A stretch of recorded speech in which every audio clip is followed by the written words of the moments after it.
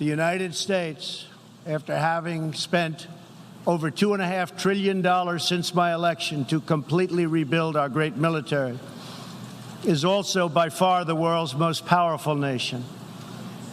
Hopefully, it will never have to use this power. If you want freedom, take pride in your country. If you want democracy, hold on to your sovereignty.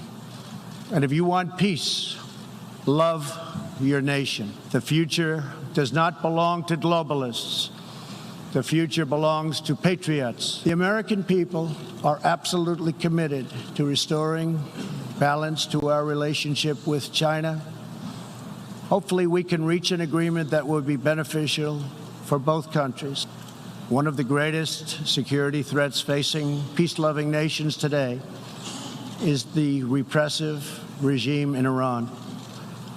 No responsible government should subsidize Iran's bloodlust.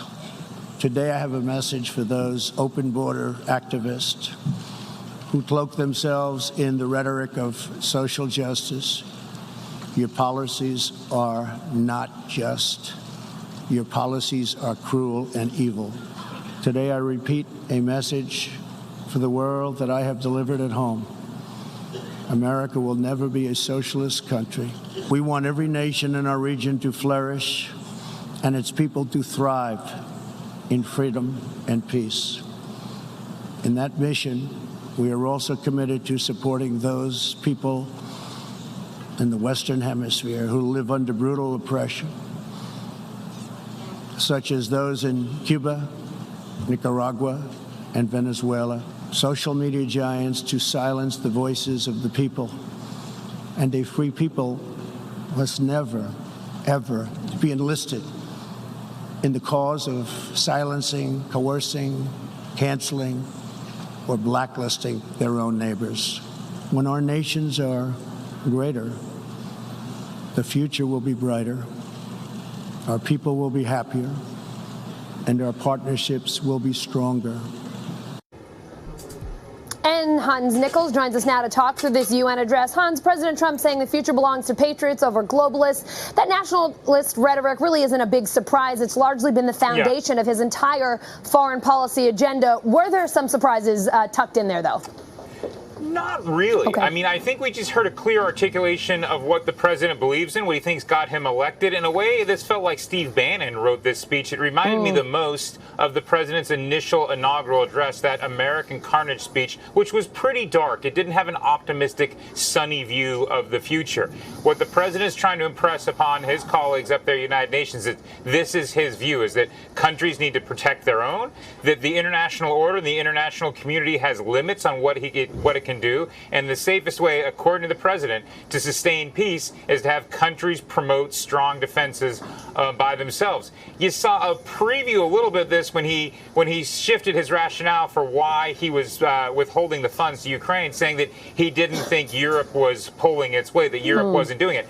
But that's an argument, frankly, that we have heard from the president. You'll recall heading into the first NATO summit in Brussels, the president didn't articulate his support for Article 5, the Mutual Defense Pact that really undergirds all of NATO. So complaining about Europeans in the international community has been a long-standing argument from the president. The challenge and really the problem for him is that just 24 hours he made a different argument, and that is that he pressed the Ukrainians and that he withheld this money because he was worried about corruption. Today it's that he was worried that the Europeans weren't pulling their weight. Those are two different arguments. They can both be true in some sense, but in a way the president needs to decide which one was the proximate cause, which one actually caused him to withhold this funds. Guys? Hans, the president also called out other nations for treating the U.S. unfairly on things like trade. Obviously, we know the trade war with China is looming. How are the world leaders responding to that? It seems like world leaders have a wait-and-see approach with Trump. And I hesitate there because I think a lot of leaders are also hesitating. I have a great deal of sympathies for all the ambassadors around this town. They're trying to explain what Trump is doing and trying to give their governments the best possible advice about what it means for the future of U.S. relations with whatever country it is. And the challenge is that there's so much erraticism from the president. He's here one place on one day, he's there another. It's very difficult to figure out what's real, what's his Twitter feed, and what's United States policy. In a way, because he didn't really break new ground, today was almost anticipated. It was almost what you would expect. There was a little bit on potential for peace talks with North Korea. A lot of the things that we've heard from the president in the past. The issue is that we get the unvarnished Trump so frequently, whether or not he's departing from the South Lawn, whether or not he's just talking to reporters, that when he's reading from a prompter that studiously and that diligently, as he appeared to be today, it's almost as though that has less weight in terms of his policy pronouncements to what he's either letting his thumb say on Twitter or what he's saying when he leaves here on the South Lawn. Allison? Hans, we know he also used the speech today to double down on the U.S. decision to pull out of several international treaties like the UN arms trade deal, the Iran nuclear deal. He talked a lot about Iran today. What's the latest on the tensions there and how that's playing out during the UNGA?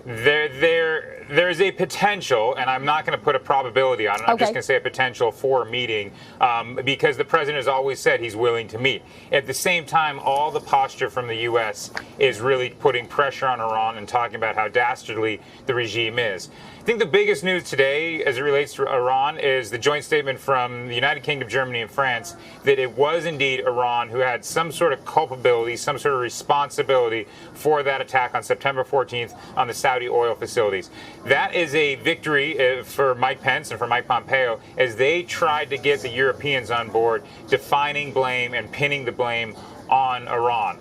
Now the question is, it perennially is at the United Nations, is what do you do about it? Because you can have a consensus, you can have Western countries, you can have NATO countries, but until you get the members of the Security Council to do something, it doesn't really matter if the European, at least Western European allies, are all on the same page. Allison? Hans, we know there's a big meeting tomorrow with Ukrainian President Zelensky. Any other important meetings that Trump has or things that we should just be watching out for at the UN in the next day or so? Just watch his Twitter feed. Watch to see if they release that transcript before the meeting, because the transcript is going to really define the news cycle as far as I can see. We're going to have Pelosi here in a little bit. What she says is going to matter, but really what's in that transcript, and there could be different interpretations, right? Like the entire Trump presidency, it could be a Rorschach test, but I think what's in that transcript, if it is clean and relatively unredacted, I think that's going to be the defining moment for the rest of the UN. Allison? Hans, one thing that did surprise us, and my last question for you, he took a minute to address women's and LGBTQ rights today. A lot of people might have been surprised to hear that from the president.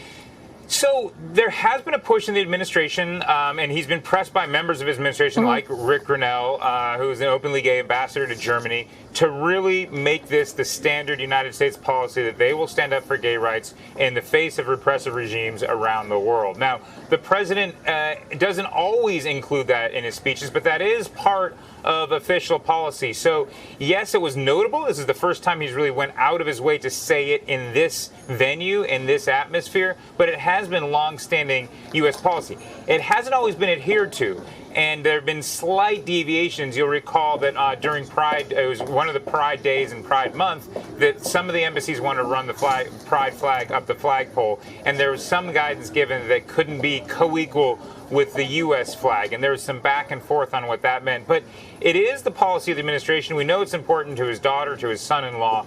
It just isn't always consistently applied, but it was notable that he mentioned it today in his speech. Allison? Hans, I know I said last question, but I'm keeping you here for another second if you don't mind while we got you. Anything else? We've been focusing so much on what's been going on with Ukraine and Iran, and that really has sort of taken the bulk of our attention. Anything else that the president might have brought up at the UN this week that kind of maybe got glossed over because we're so busy focusing on these big issues?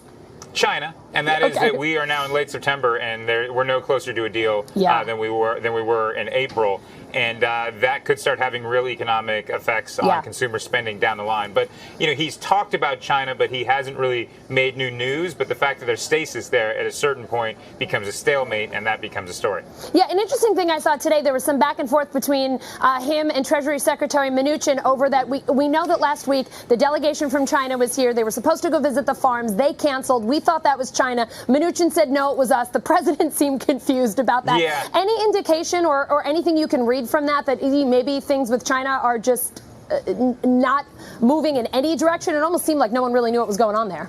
Yes and no. That was confusing, and I can't really impose any order on that confusion. I was confused about it as well. I think what you've been hearing from officials is the real visit is next month, and that this was a lower level visit, and the real visit is going to be in October when Li Hu comes over, and that is when you have a potential to unstick some of these roadblocks. But they still seem a long ways away. When you look at their rhetoric, they clearly aren't driving towards or dovetailing towards a solution. All right, Hans Nichols at the White House, sticking with us for quite a few questions. I appreciate your patience, sir. Thank you. You bet.